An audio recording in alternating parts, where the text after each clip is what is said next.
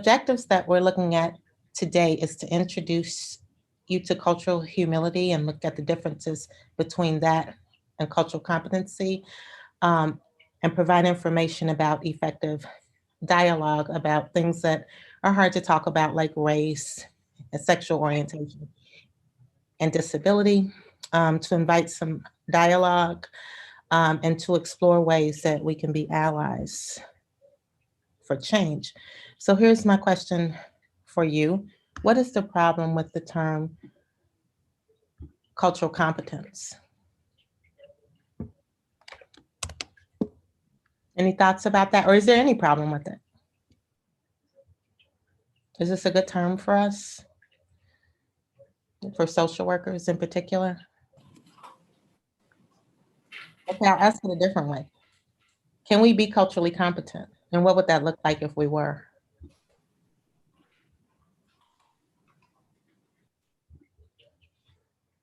Okay, so it looks like you all really need this training.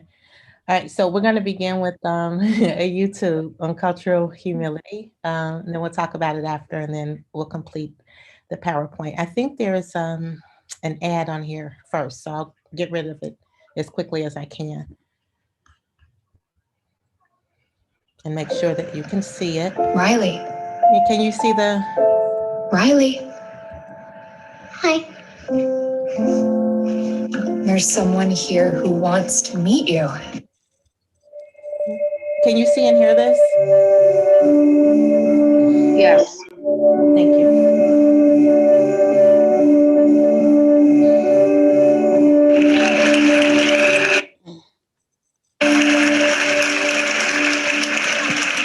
Namaste.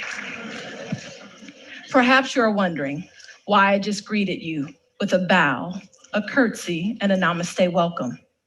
As many are aware, in other countries, cultures, and social engagements, these gestures would be accepted and even expected when meeting someone or ending an encounter. The bow, used in East Asian countries such as China, Japan, and Thailand, is often commonly used at the beginning and ending of a martial arts competition. The curtsy would be the appropriate gesture if a lady had the opportunity to meet the Queen of England. And also for dancers to say thank you to an audience at the end of their performance. The namaste welcome is used in the Hindu culture and religion, and also at the end of a common yoga class. And it literally translates to the divine in me bows to the divine in you. These gestures highlight the concept of humility, literally being able to bow to the culture, persona, and the position of someone else. Yet for many of us, Americans that is, we would struggle with the concept of humbling ourselves. We would not go as far as to say, I'm superior, but we definitely don't believe that we're less than. So it begs the question that if I humble myself, am I by default saying that I'm less than or giving power to someone else? Allow me to offer you a counter perspective this evening. Let's think about the physical posture of being able to bow and curtsy. It actually takes physical strength in one's back and knees to be able to do such. Even for me, I would have to have a good weather day, not including today, where the twins, good old Arthur and Rydas, don't bother me to be able to do a proper curtsy. Thus, to yield to the concept of cultural humility means that you are so self-aware that it's okay to have the introduction of another culture, someone else's viewpoint, because you're going to be grounded in who you are.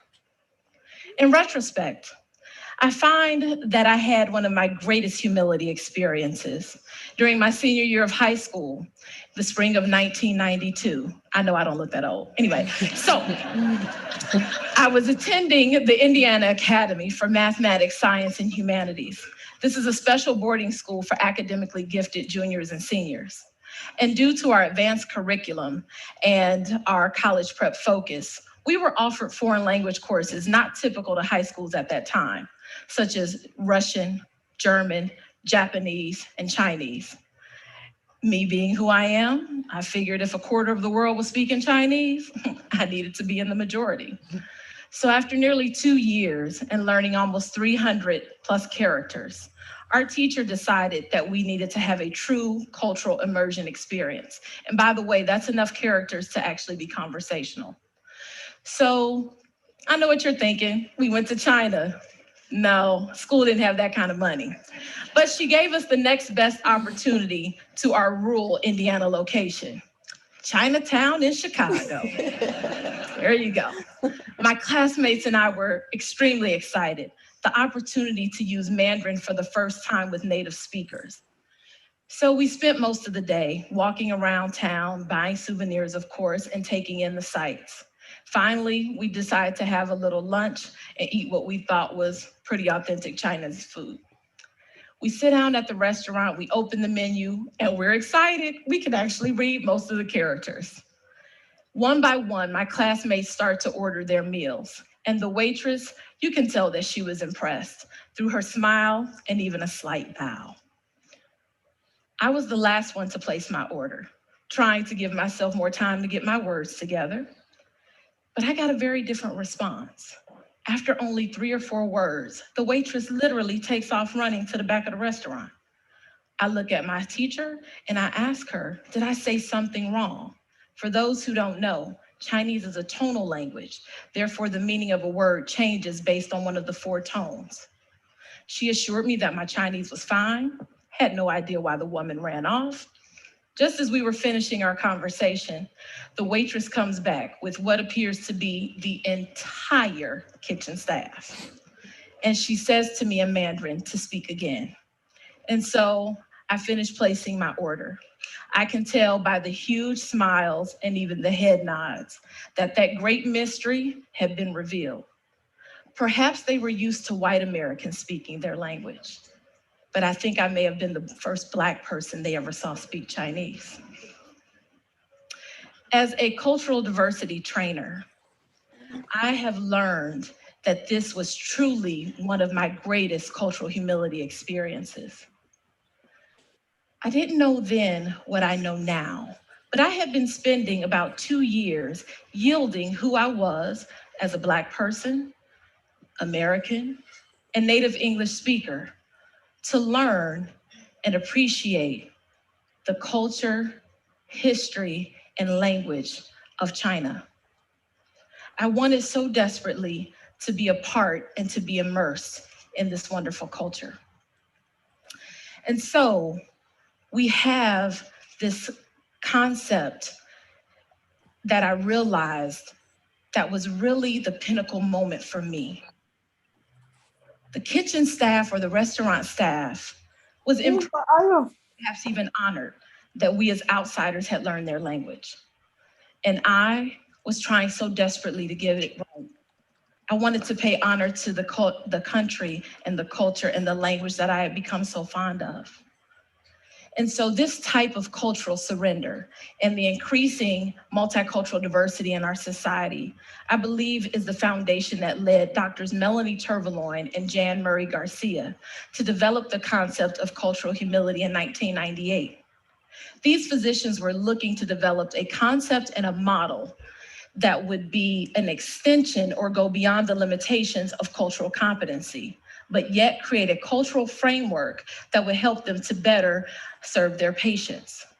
Essentially, they realized they're the experts in medicine, but not the experts in culture of their patients. Yet they understood fundamentally that culture weighs heavily in someone's thoughts, their beliefs, their habits, and the choices that they will make for their life. You see, cultural competency is learned knowledge and also skill set that you need to manage cross-cultural relationships. But it actually can have some shortcomings and cause prejudice because the focus is heavily on what you learn and not necessarily looking at and evaluating your own personal experiences. Thus, cultural humility was created to be a process-oriented approach that takes into consideration who you are, your experiences, how you live the world, how you view the world through your own identities. Let's take me for an example this evening. I see the world through my lens of being a Black woman who's Christian, middle class, and heterosexual, to name a few. As a cultural diversity trainer, I've used the concept of cultural competency for many, many years. But I see cultural humility as an evolution of that work. Not to say that cultural competency is bad, but just that now we've taken it another step. And so what we've done is have that focus on who we are, and then also being able to value what others bring to the proverbial table. And so let's evaluate these two schools of thought tonight. Cultural competency suggests that learning is finite, which means I can take a course, I can take a workshop, and learn about a group of people. So you may have someone say, hey, I understand Mexican Americans and their culture. Prior to my teaching in Houston, Texas, I took a cultural diversity workshop. Whereas cultural humility says that learning is infinite. We are lifelong learners who must critically self-evaluate. We must look at who we are, what we believe, and why based on our own experiences. And so I had the opportunity a couple years ago to do a follow-up training to an organization I had worked with previously, actually right here in Westchester. And at these day-long retreats, we normally have food, nice little potluck, everybody brings something. And so there was a gentleman who brought a dish, which I fell in love with. I think I probably had 2 plates anyway. So, and what happened, I saw him and I said, hey, did your wife make that dish that she made the last time? Y'all already know. See? He said, my wife didn't make that, I did. And I thought, oh my goodness, how have I slipped into this gender norm? I immediately apologized, and then I used it as a teachable moment for our training session. But this is why it is so important to critically reflect and constantly self-evaluate. Even for me as a trainer, what happened? I was so influenced by social norms that I slipped right into one myself, even when I know what is culturally inappropriate. Number 2, cultural competency says that is concerned with book and learned knowledge, and that has power, which would mean that my certification as a diversity trainer takes precedence over my entire life experience of working with diverse cultures.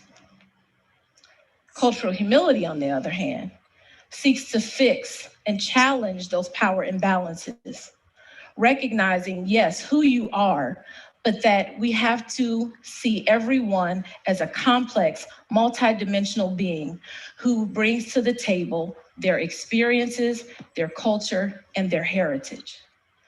And this is demonstrated in the formation of a pearl. So you have a little granule of sand who loses its way from its friends, ends up slipping into an oyster. It's all of a sudden afraid and scared. This is a big foreign place, and I don't know where my people are. The oyster is saying, hey, what's going on? You're in there moving around, and I'm starting to itch. So it does what I call the shimmy shake, and it starts to release its nectar. This has 2 purposes. 1, it coats that granule of sand, providing a tight covering, making it feel a little bit more secure in this big foreign place. But it also stops the irritation because it no longer feels the little granule of sand moving around. And so essentially what happens is the oyster and the sand, they learn how to coexist. They share their power and they create something of beauty, a pearl. Finally, cultural competency is concerned with self-advocacy, where we might have a woman, for instance, who uses her personal connections to help elevate her career, instead of using the resources before her to help all of the women in her organization to collectively break the glass ceiling. Cultural humility then says, No, we want you to aspire to have partnerships so that you can learn about not only a group of people, but to be able to advocate for them as well. Realizing that we do not live in this diverse world alone and that we need everybody to be there. And so we saw this recently in the last couple of months with all of the instances of devastation. We had the hurricanes that plagued Houston, Miami, the Caribbean, and Puerto Rico, leaving thousands in waist-deep waters. No power, completely destroyed homes and all of their material possessions. Then you'll remember the hundreds of people running for their lives when all they were trying to do was enjoy a concert in Las Vegas. Or the complete neighborhoods burned down, leaving thousands homeless in Northern California. And even this week, a small Baptist church in Texas, a mass shooting, leaving 26 dead. Some of you right now are fighting back the tears and the overwhelming sense of emotion, even as we recall these events. But one thing that I want you to see and remember was all the images on television and in the social media of people doing whatever it took to save someone else. In those moments, their race, ethnicity, socioeconomic status, political affiliation, and religion did not matter. It was the humanity of man that shined bright and caused someone to risk their life for someone else. There's even an image that stands very close in my mind that I love, and it's of an older white woman's face being held in the hands of a Black woman. And I would like to think that she's saying to her, we will get through this together. And so you see, I offer you the opportunity to take the road to cultural humility, to position yourself and humble yourself so that you can learn best from others. As you do this, I hope that you will do the three things that we talked about. That you will, one, consider that learning is a lifelong process. Take your seat in that classroom. Be willing to learn from one another while sharing of yourself. I hope that you will do whatever is possible and in your power to shift and challenge those power imbalances in a way that allows us to live communally together in our diverse society. And then finally, to be able to advocate and partner with others in a way that we charge our systems and institutions to level the playing field so that equity becomes the norm and humanity is our most important identity. Namaste.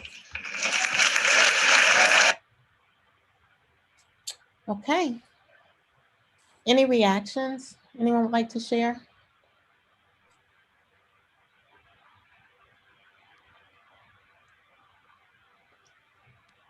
I'll share. I thought that was so inspiring. Thank you for choosing that. It really filled my tank today. So thank you. Thank you, Susan. So good.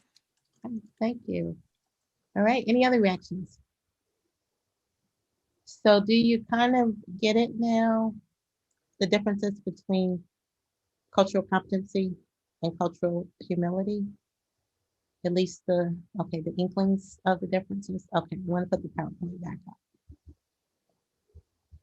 All right, so I'm going to ask you again really quick. What's the problem with cultural competence?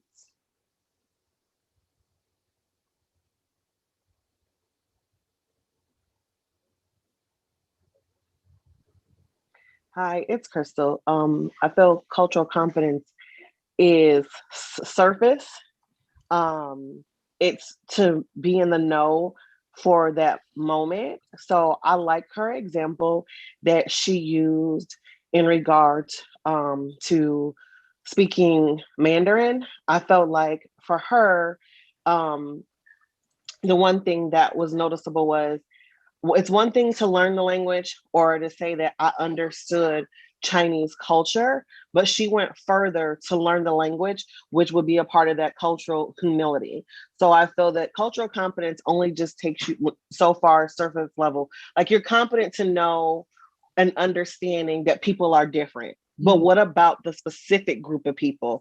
That's where there's going to be cultural humility, right? So, okay, I know that China is in Asia. That's cultural competence.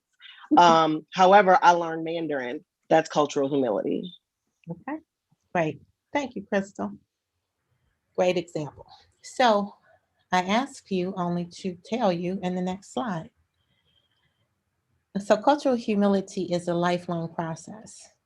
And she mentioned that in the TED Talk, right? She said, we are active learners, we are lifelong learners, and that is the difference. So cultural competency is a destination, and cultural humility is a journey. That's the major difference. So it's a lifelong process of self-reflection, self-critique, and a continual assessment of power imbalances and the development of mutually respectful relationships and partnerships. So cultural humility is more about us than it is about other people. That's the other thing. In cultural competition, you're trying to learn about other people. In cultural humility, you're trying to learn more about yourself in relation to others, if that makes sense. On the other hand, cultural competency was focused on learning about other cultures and how to interact effectively with people of different cultures. Um, there is no universally accepted definition of cultural competency. And a lot of it is based on generalizations and stereotyping. Like, to be honest, when I was in social work school and we learned about cultural competency, we had a book and it was called something like Race and Culture or something, and there was a chapter like for each group. So there was a chapter like how to work with Asian Americans and how to work with lesbian and gay people and how to work with Pacific Islanders. And like we really thought that we were learning all these things. And it was all in one book, mind you, all the different chapters. And of course, it didn't cover everything. And it was based on generalizations like, Black people go to church. So you need to honor that. And, Asian people are polite. It was just really ridiculous. And I didn't know it at the time. Right? I thought I was learning something useful. And it turned out to be something that I'm having to unlearn while I learn better. Okay, so here's another definition of cultural humility as the ability to maintain an interpersonal stance that is other oriented or open to the other in relation to aspects of cultural identity that are most important to the person. And so the focus is not on what we believe to be true about a group or culture, but what they believe to be true about themselves, and it's a more individual approach. Understanding that just because people identify with a certain group doesn't make them the same or even alike. Um, this is a big deal because this means really having, to focus on what's important to people as individuals. All right. So if we look at them at these side by side, um, we'll think or we'll realize that cultural humility is not about your examination of a person's belief, but rather it's about you giving consideration to your own assumptions and beliefs that are embedded in your perceptions of the person. So this is more about looking at the things that we believe about other people and being willing to question them and being open to being wrong about them, which is a really big deal. Um, so that rather than learning to identify and respond to traits or stereotypes, a culturally humble and culturally collaborative teacher interviews the family and explores the similarities and differences between his and her own and the family's priorities, goals, approaches, and capacities. So we look for things not only that are unlike our own lives, but things that are like our own lives, and understand that if we dig deep enough, that we'll find both. Okay. Sorry, I have to move things around in order to have access to my arrow. Okay, so here's a little acronym for those of you who like acronyms. So the humble model is a way to kind of remember what cultural humility is. And I'm sorry, this is a bit childish, but it was a part of the information that I borrowed, so I didn't want to take it out. But here it is. It's written out humble. So if you remember, being humble is a part of this. But the H is about being humble about assumptions that you make. The U is really, really important because that's about understanding your own background and culture. That's the most important thing. Um, M is to motivate yourself to learn more about other people's backgrounds. So not just what you see, not just what you hear, it's beyond the senses, but really learning about them. Beginning to incorporate this knowledge into your work, and not only your work, but into your day-to-day life. L is lifelong learning, which we talked about, and E is to emphasize respect and negotiate, the services. Okay, this, I'm not going to use this. It's not that important. So, what's really important here, that we are the learners, right? And we're active learners and we're lifelong learners. And so that means there never comes a time when we say, okay, I have enough information about this, and so I'm going to close it down now. That should never happen. Not as social workers, anyway. So we remain curious, we exercise humility, we critique ourselves, we keep a willingness to change, we remain respectful, and we demonstrate empathy. Any questions about any of this before I move ahead to cultural agility? Any questions or concerns? No? Okay.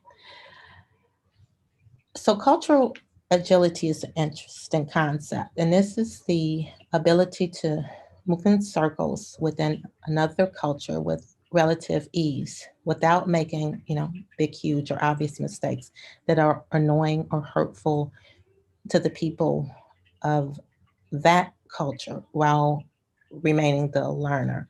So can anybody think of any examples, if you want to be honest about this, because we all have done it, where you have had a misstep, or did something that um, you regretted or you felt embarrassed for, or that was hurtful to a person who was different than you? I have plenty of examples if you don't, but I'd love to hear some of yours.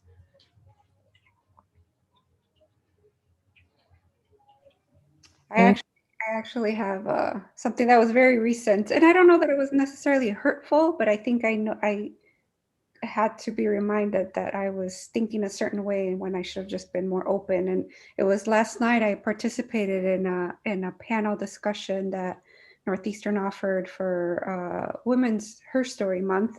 It was a panel on sex workers.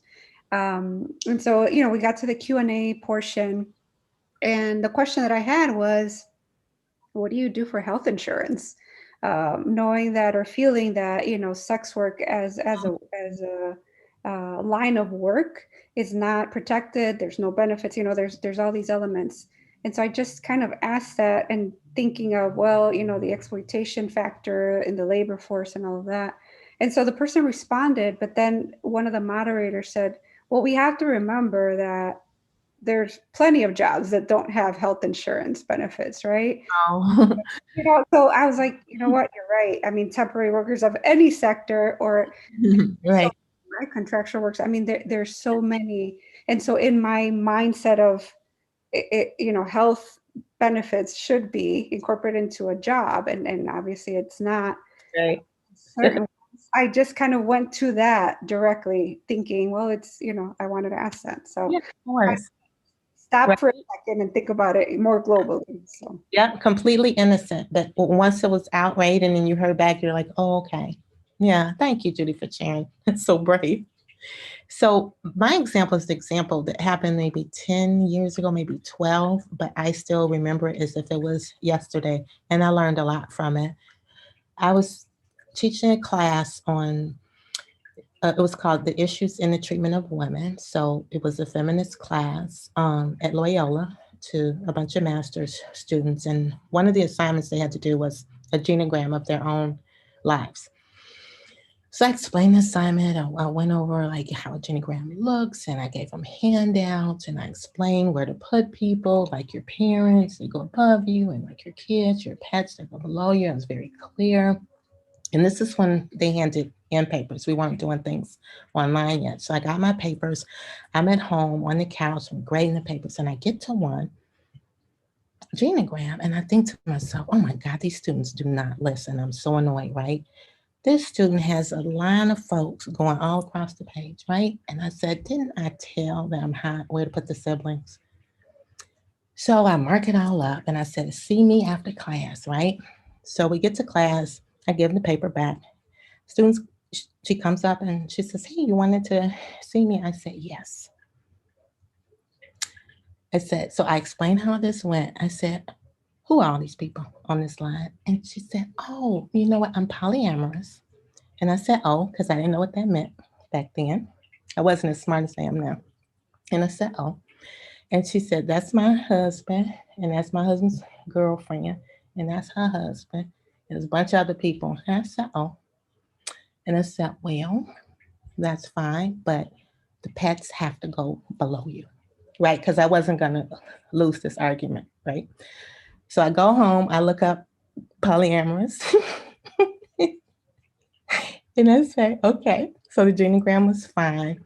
That stuck with me. I learned a lot that day, and I also realized that not everybody's life looks like mine, and not everybody's life fits neatly on a genogram that's kind of prescribed for certain folks. So it was really interesting and embarrassing, and the student was so nice about it. She's so kind. But yeah, I'll never forget that. And now when I look at genograms, I'm more open, even though I know the bad ones, but now I can tell when it's bad because they just made something up as opposed to, I don't know, different than what I'm used to. Okay, anybody else? All right, we'll move on then. Okay. So as we look at cultural humility and this ability to be open and to challenge our beliefs, why do you think race talk is so difficult?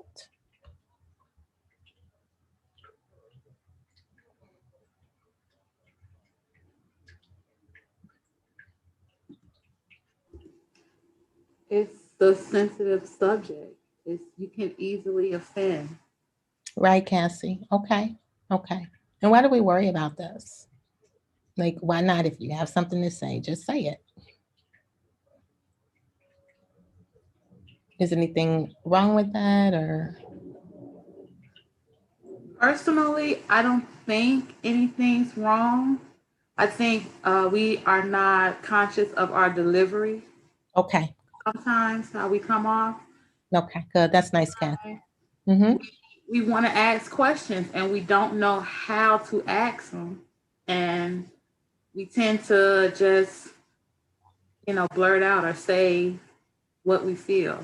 Okay. That's nice, Cassie. Good. And often we don't have a lot of practice because a lot of times these talks are not welcome. So we don't really learn how to do them well, or we don't often have the forums where we learn, how to talk about these things. And here it says that race talk can trigger intense emotions, right? And these feelings and emotions, they can be overwhelming and painful. And so as a result, we use defensive strategies to avoid, dilute, or sideline any talk about race. So a few strategies that we use to avoid it. So in general, it says here that white people prefer to avoid discussing race due to fear that whatever they say or do in a racial dialogue may make them appear racist. Okay, so obviously I can't speak to this, but is there anybody who cares to speak to this?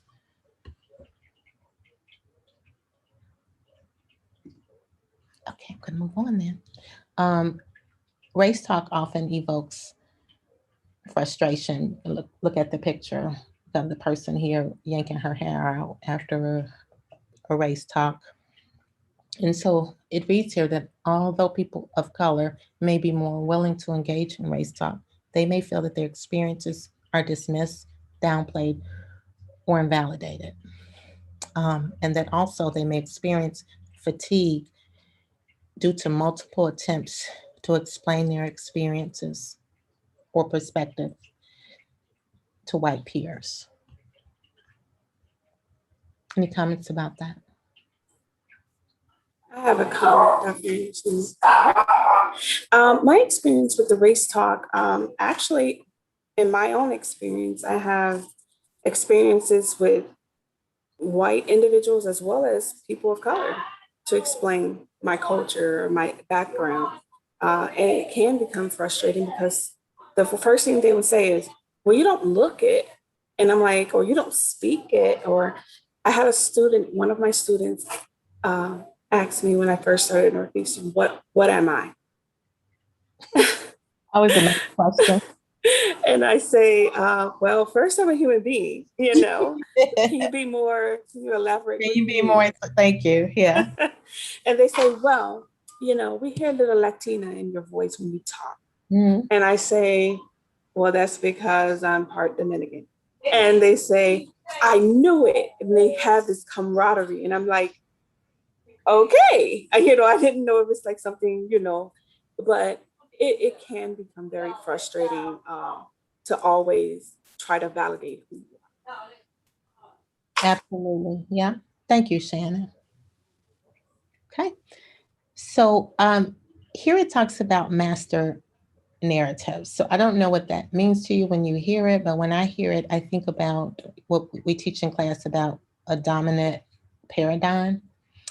And so these might include things like, well, everybody's on a level playing field, and hard work is how you get ahead. Now, be successful, or that racism is actually over and it's a thing of the past, right? And that nobody here wasn't, involved in, slavery or 40 acres and a mule or Jim Crow stuff. Color blindness, which is my personal favorite, is that we're all the same under the skin and that I don't see color or race. And that people no longer benefit from the injustices and inequities that were created by their ancestors, or what I mentioned earlier, that like nobody here today was involved in slavery or, the Holocaust or anything like that. And that displaying emotions at work is inappropriate and has no professional and social consequences. And so saying that becoming upset about things related to race or inequity at work is in a word, unprofessional and therefore unacceptable. There are included here, there are more. Being gay is a lifestyle or a choice. Homosexuality is a sin. Allowing gay people to marry diminishes the sanctity of marriage, another favorite of mine. People who are transgender are trying to reproduce the binary gender, and the academic success of people with disabilities requires intervention and support on a professional level. Anything to add to these? Okay. These are counter narratives. Okay, so these are things that we are more likely to focus on in our work as social workers, and in our beliefs, is that the system is rigged against people of color, people with disabilities, and people who are LGBTQ plus, and that racism, and in fact all the isms, are a constant reality. That pretending not to see race assumes that there is something wrong with our differences and should be, diminished or ignored. Um, that people inherit racial biases of their ancestors and they perpetuate the systems of power and privileges. And the assertiveness of professional women may, be perceived as a negative emotion or characteristic.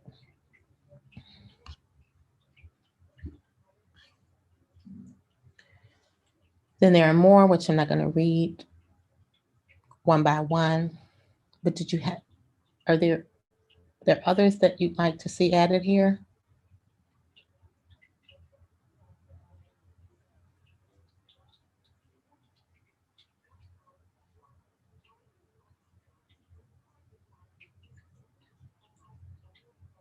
Nope.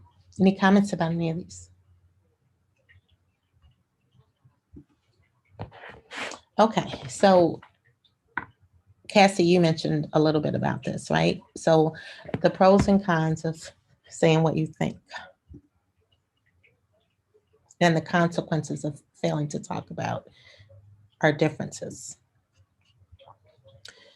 So when we look at strategies about being able to talk about these things, about, not ignoring what's important to us, but also being able to remain respectful to others at the same time. Things that are not effective is to do nothing. So Audre Lorde wrote, "Your silence will not protect you." Um, that's true in so many ways. So doing nothing is actually not an okay thing to do.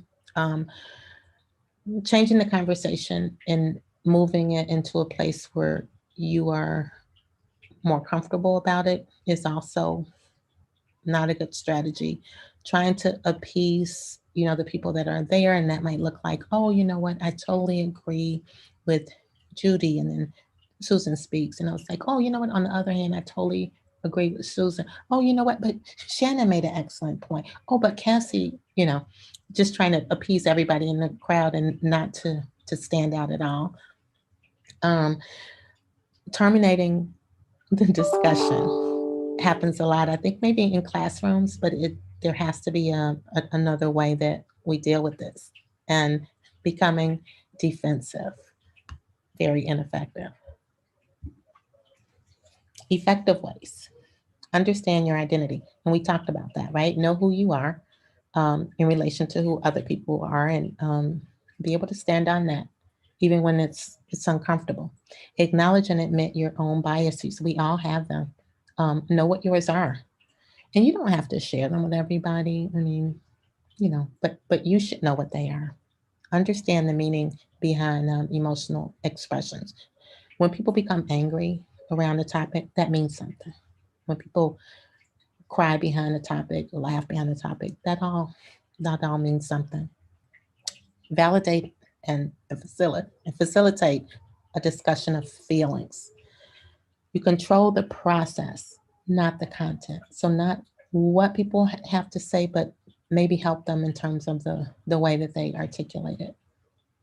Understand there are differences in communication styles, right? Some of us, we shut down. Others of us, maybe we talk a little louder. We shout, we whirl our head around on our neck, right? It's important to kind of understand that we communicate differently, and it may not mean what you think it means. Validate, encourage, and express appreciation to people who speak when it's unsafe to do so, right? So creating a brave space and acknowledging how hard it is for people, um, and appreciating that. And forewarn, plan, and investigate race talk. Okay, this I'm not going to go over because we don't need it here. But this I think is important, and it's a nice way as we plan to end, is how to become an agent of change. And all these we've talked about, I just want to go over them again. Excuse me. Learn about folks from members of other groups, different than yours. Learn from health and strong people. Learn from experiential reality. Learn from vigilance of your biases and fears. Excuse me. Learn from being committed to personal action against racism, sexism, ableism, heterosexism, and all the other isms. Because a commitment is necessary in order to be an agent of change. Being in the middle has never helped anyone. Okay, it is important to choose a side. So I left you here with some video and audio resources that I enjoy a lot and that I find really helpful. So if you have an opportunity to look at these and listen to these, please do so. And these are my references. And we have time to discuss what we went over. And us, I don't know these people, but I borrowed a part of their presentation and they offered that. Like I didn't steal it. They offered folks to use it and to list them as resources if people need more information about a lot of this. So of course, here's me at the top. You can contact me about this, but also these are the folks, are the other folks who worked on this presentation. Okay, so now I'd like to address any questions or concerns or comments that you may have about this material. We have about 11 minutes left.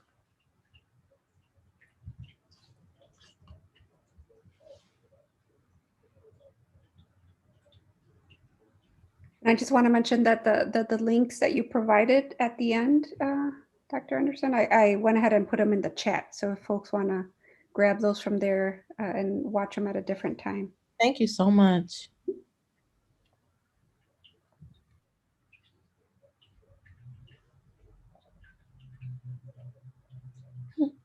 Thank you.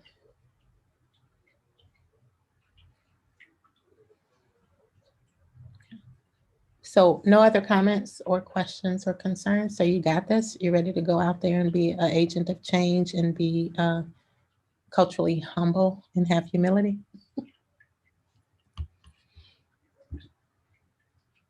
You're welcome.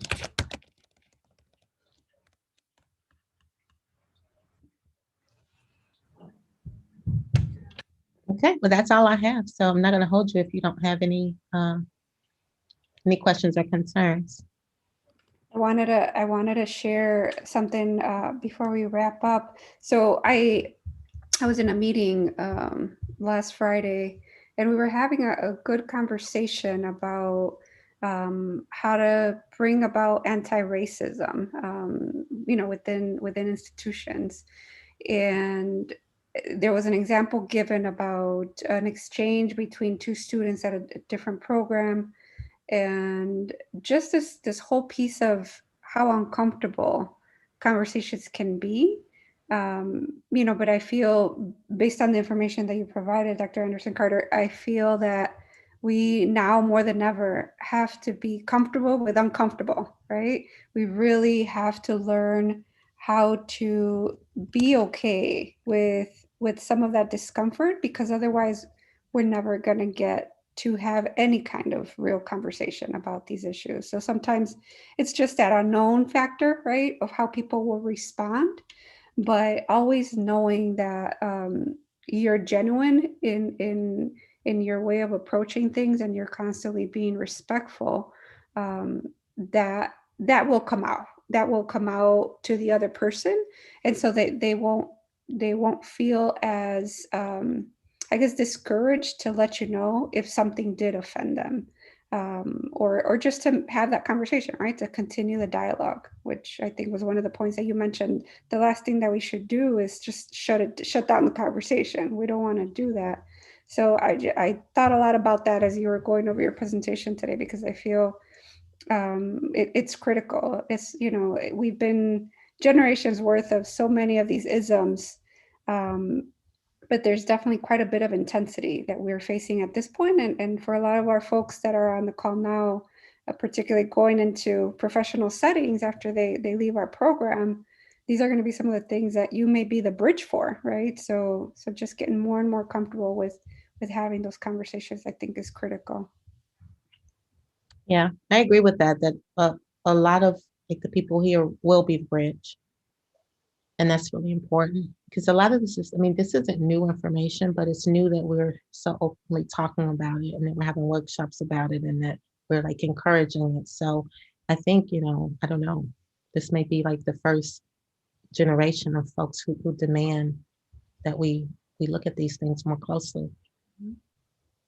Most definitely, I agree. All right, well, thanks I everybody. put the link to the TED Talk in the chat in the name of the lady, Juliana Mosley. I'm glad you didn't ask me during the presentation because I said I have no idea where her name is, but I did look it up and present it to you. Good deal. Well, thank you so much. I see some folks sharing some information on the chat, but is there any other thoughts or questions before we close it on now? I know we lost a few people in the process, but I'm sure they probably had to. Yeah, they probably had to go do something else. It wasn't because it wasn't a riveting presentation. All right. You all take good care. Thank you all for being here. Thank you so much. Thank you for the great presentation, Dr. Anderson Carter. We really appreciate it. Okay. Bye. Bye.